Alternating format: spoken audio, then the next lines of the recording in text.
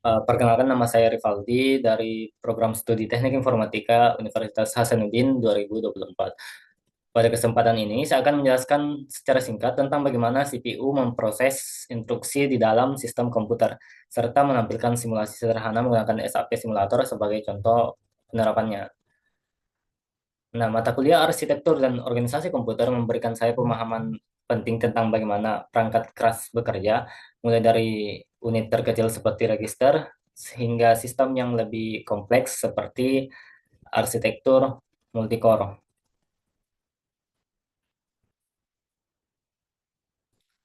Dalam sebuah sistem komputer terdiri dari empat komponen utama: CPU, memori utama, sistem input-output, serta sistem bus yang menghubungkan seluruh komponen tersebut.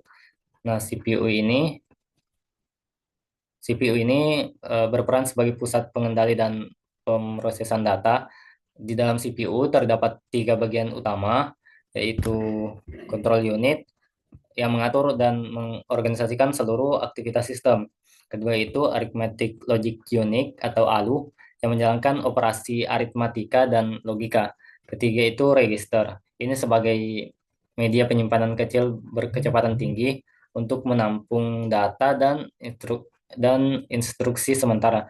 Nah, semua bagian ini bekerja bersamaan melalui proses yang disebut instruction cycle atau siklus instruksi.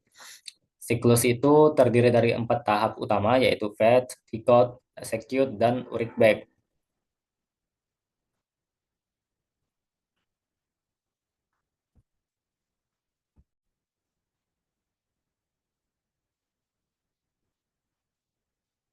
Kali ini saya akan memperagakan bagaimana cara kerja SAP1 atau yang biasa disebut Simple as Possible Computer. Ini adalah model CPU sederhana yang menunjukkan bagaimana komputer memproses instruksi langkah demi langkah. Nah, sekarang mari kita lihat di bagian sini, sebelah kiri ini terdapat memori yang memiliki alamat dari 00 sampai 111. Nah, setiap alamat itu menyimpan data 8 bit. 4 bit pertama ini merupakan opcode atau perintah operasi, dan 4 bit terakhir itu adalah operan atau alamat data di memori.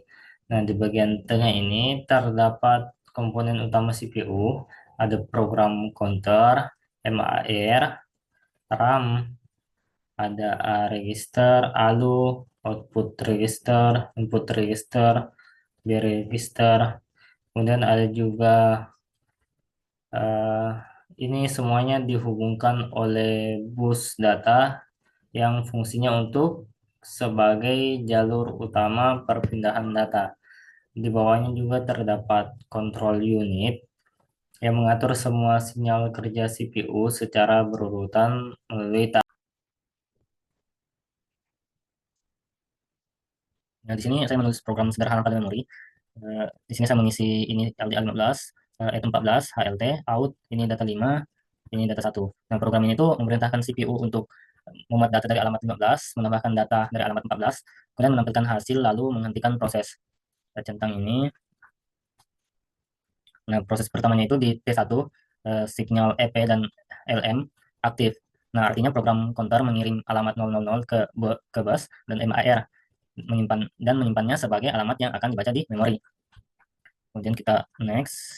Nah, sekarang tahap T2, sinyal CP, CLK, dan CLR aktif. Memori mengisi alamat 00 ke instruction register.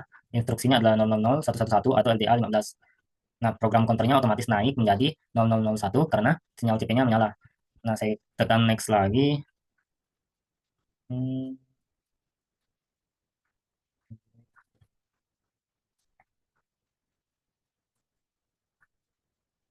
4 bit pertama ini 0001 ini menunjukkan operasi LDA, 4 bit terakhirnya itu menunjukkan alamat 15 di memori. Nah, CPU itu mengambil data dari alamat 15 di memori. Sinyal EI, LM, CE, dan LA tadi bekerja secara bergantian. Isi alamat 15 adalah 00000001 atau angka 1. Data tersebut dikirim ke A register melalui bus. Nah, sekarang A1 menampilkan nilai seperti ini, 00000001.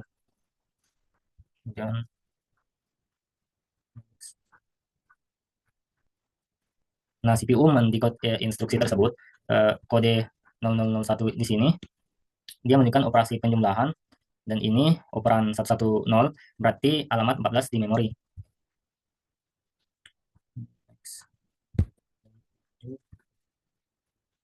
Nah, CPU itu mengambil data dari alamat 14, karena sinyal CE dan LB aktif, nilai alamat 14 adalah 00000101 atau 5. Data itu dikirim ke B register. Kemudian selanjutnya lagi, lanjut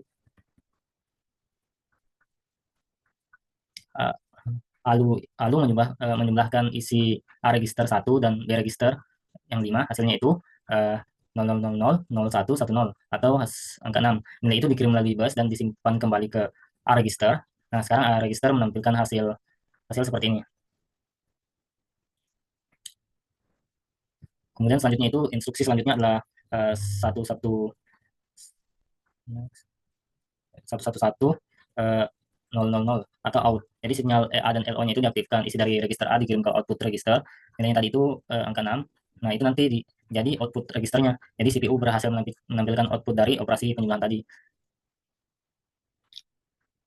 Nah, melalui SAP1 simulator ini kita bisa memahami bagaimana CPU bekerja dari langkah demi langkah, mulai dari mengambil instruksi, menafsirkan perintah, menjalankan operasi, hingga menampilkan hasil akhir ke output register. Kita juga bisa memperhatikan sinyal-sinyal kontrol di bawah layar seperti CP, ET, LM yang menyala bergantian di setiap tahap mikro, T1 hingga T6.